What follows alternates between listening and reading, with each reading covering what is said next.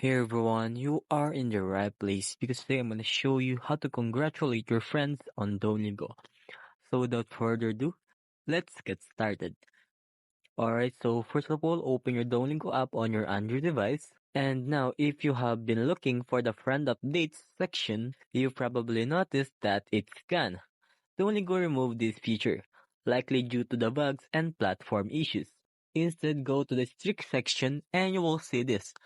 They introduced Friend Streak, where you can maintain a streak with up to 5 friends to stay motivated. Another way to congratulate your friend if you are connected on social media, because the friend updates is already gone.